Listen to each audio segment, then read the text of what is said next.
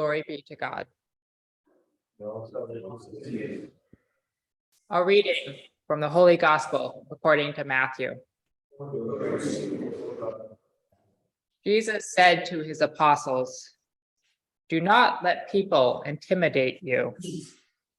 Nothing is concealed that will not be revealed, and nothing is hidden that will not be made known.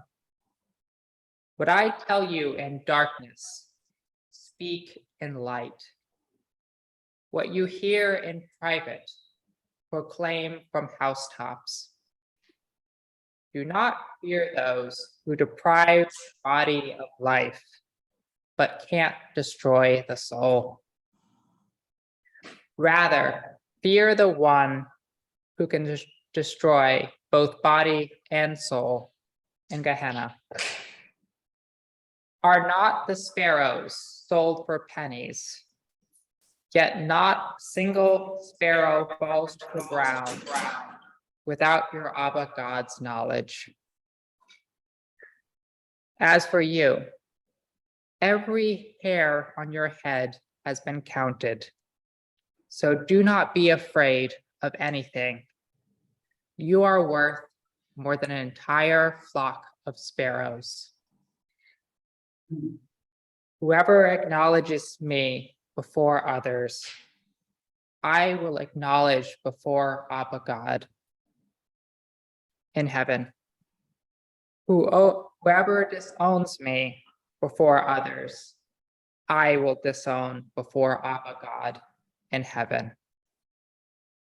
The good news of salvation.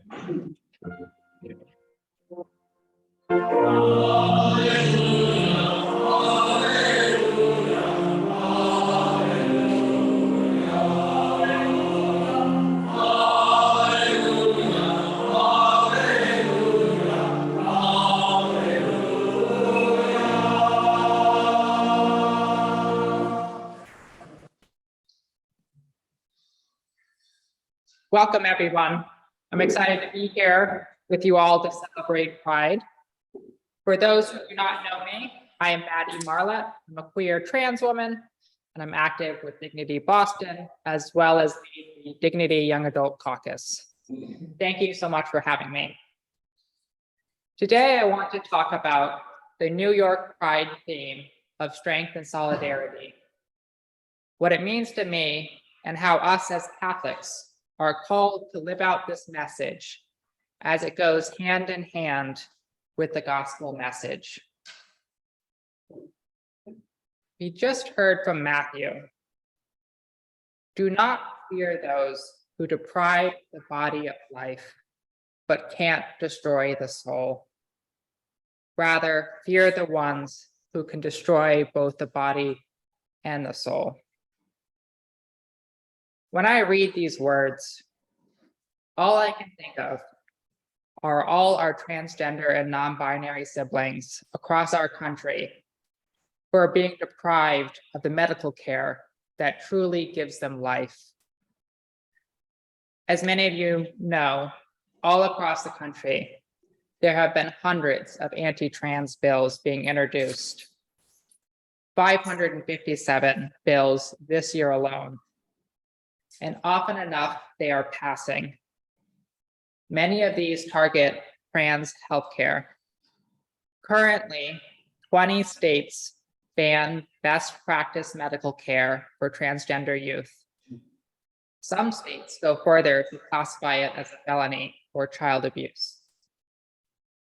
Gender affirming care is also being restricted for adults in several states, putting up roadblocks and limiting insurance coverage, among other tactics, to make it difficult, if not impossible, to access care. As someone who is receiving gender affirming care, watching this unfold is terrifying. And that's just the attacks on healthcare. There are numerous bans on trans women playing in sports, and these bans are not trying to make things more fair or addressing a real issue. Rather, they're just trying to find another way to win some supposed culture war at the expense of the most vulnerable. Looking at a recent sports ban in Kansas that applies to K-12, turns out this only actually affects 3 trans students in the entire state, 2 of which are graduating seniors this year. This truly shows these are just mean-spirited bans to make trans children feel othered and unwelcomed. Bathroom bills seeking to ban transgender people from using the bathroom that matches their gender identity are also being brought forth across the country. Arkansas tried to make it a misdemeanor of sexual indecency to merely use a restroom while a child is in the same public bathroom facility. I check the news every day to know which states I could safely travel to or visit. I watch my best friend, another trans woman, change her career path because despite holding a PhD in chemistry from MIT, she can't get an academia job in a safe state. So she's switching to industry. This breaks my heart because she would have been a great professor. But she just feels lucky because at least she had a choice. I'm also one of the privileged ones. I am white, college educated, with a well-paying job. These privileges afford me the ability to choose to live in Massachusetts and all the protections that entails. I can't imagine life without the access to the gender-affirming care, healthcare that has allowed me to live long enough to make it to this place today to speak to all of you. Our country today is depriving trans bodies of life. We know these souls claimed too early are not destroyed, but rather lovingly embraced by their creator, who has counted every hair on their head, knowing they are worth more than an entire flock of sparrows. The gospel tells me to not be afraid, for they have claimed the body, but they have not claimed the soul. I struggle with this. If I'm honest, I am afraid. In the reading from Jeremiah, we hear him confidently say, "But Yahweh is with me like a mighty champion. My persecutors will trip up. They will not triumph." I'm left wondering, why do I not feel the same confidence when faced with this adversity of today? So I sure could use it. Hearing the theme of Pride this year, strength and solidarity, reminded me of my Jesuit education. One of the core values of the Jesuits is this concept of solidarity. It is something that can make meaning out of suffering without glorifying the suffering, which is important.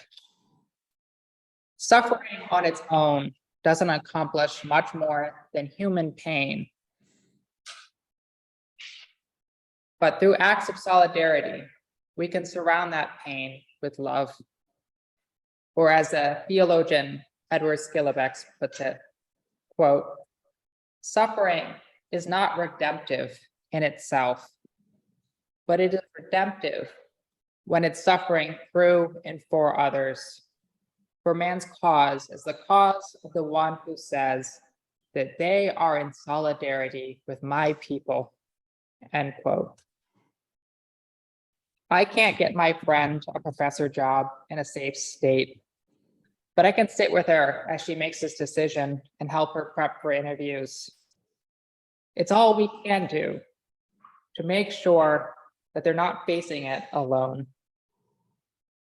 In the reading from Corinthians, we hear St. Paul urging, "Let there be no factions, rather be united in mind and judgment."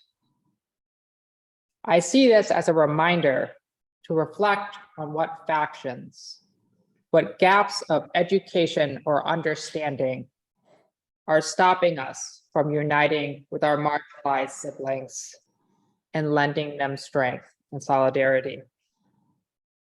How do we not stop at the borders of our identity groups and unite ourselves with others in need of solidarity?